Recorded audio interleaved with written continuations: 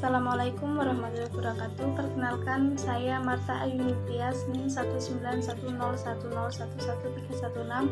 dari Program Studi Manajemen 2019. Di sini saya akan membahas tentang efektivitas penggunaan BRT dan MRT dalam mengatasi kemacetan. Kemacetan lalu lintas merupakan permasalahan yang sudah lama terjadi di kota-kota besar Indonesia.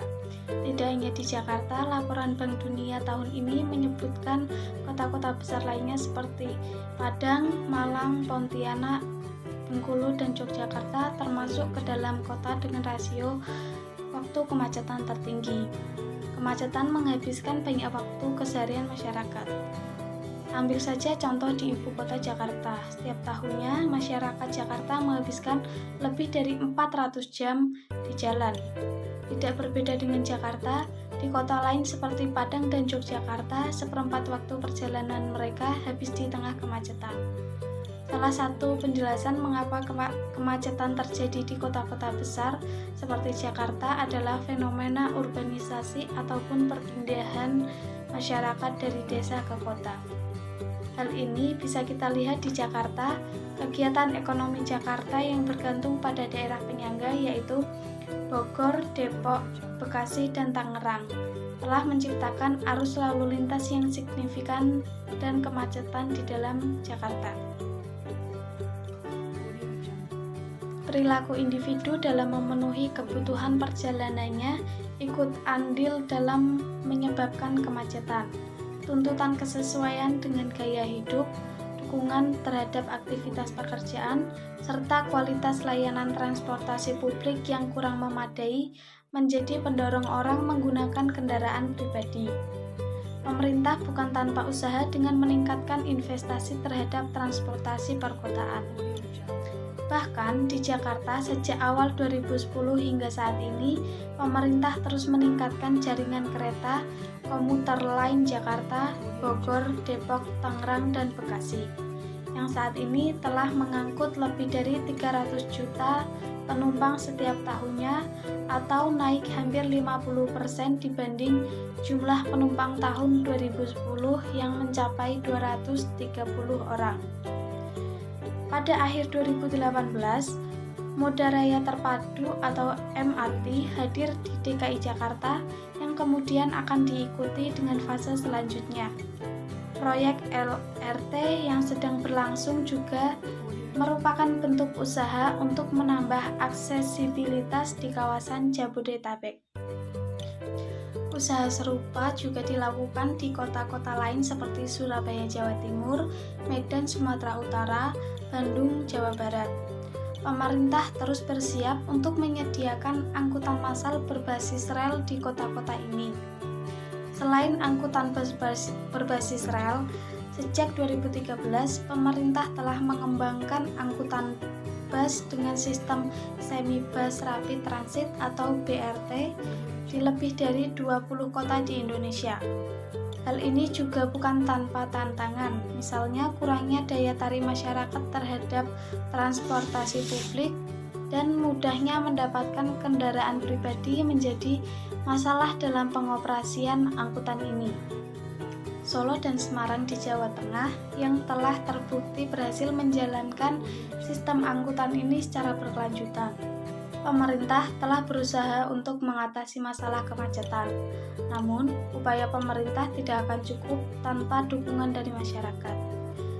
Sebagai solusi untuk mengatasi kemacetan yang terjadi yaitu menggunakan fasilitas umum transportasi yang bernama Bus Rapid Transit atau BRT.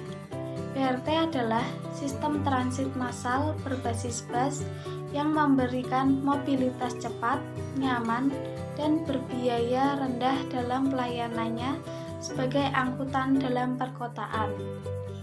BRT menggunakan jalur khusus dan pelayanan prima terhadap pengguna yang pada dasarnya adalah mengadaptasi karakteristik kinerja dan keandalan pelayanan dari sistem transit modern berbasis rel, akan tetapi dalam biaya yang lebih rendah. Fitur ideal dari servis bus rapid transit termasuk dari fitur-fitur berikut ini, sebagaimana tercantum dalam standar BRT. Yang pertama, jalur khusus bus. Fitur utama BRT adalah jalur khusus di mana jalur tersebut bebas dari jangkauan mobil pribadi. Hal ini menyebabkan bus beroperasi di level kualitas tinggi sejak hanya pengendara bus profesional yang hanya ada di busway. Yang kedua, jalur komprehensif. Tambahan untuk menggunakan busway, BRT bisa mengambil bagian dari jalan-jalan di setiap kota dan mempunyai network jalan untuk mobil pribadi. Servis ini bisa membuat waktu yang lebih efisien dan cepat dibandingkan sistem bus biasa yang memakan waktu lebih lama. Yang ketiga yaitu melayani market tertentu dengan frekuensi tinggi servis setiap hari. Network BRT bisa melayani market tertentu atau semua penumpang dengan mengangkut penumpang dari lokasi sekarang menuju tujuan mereka dengan frekuensi tinggi dan waktu yang lebih cepat. Bisa membuat level kekaguman konsumen meningkat dibandingkan dengan sistem transit yang lain seperti sistem ini bisa berjalan dengan baik. Jika sistem ini berjalan dengan kacau, maka servis tidak akan melayani market tertentu. Yang keempat yaitu prioritas bus atau jalur bus. Setiap jalur bus pasti ada rambu tertentu. Bila lampu hijau di interseksi yang memiliki sinyal pasti akan mendeteksi bila melewati bus. Prioritas interseksi seharusnya bisa dioptimalkan dan bisa membantu saat pertemuan antara jalur bus dan jalan, karena lalu lintas bisa kacau di antara bus dan sinyal lalu lintas. Kemudian fitur yang kelima yaitu gambar spesifik dengan nama perusahaan. Viva, Transmilenio, Transjakarta, dan lain sebagainya. Dan stasiun yang spesifik dengan fitur seni dari negara-negara yang menggunakan BRT. Kemudian yang keenam yaitu koleksi penumpang off-bus. Koleksi on-board konvensional tanpa penumpang bisa menurunkan proses boarding.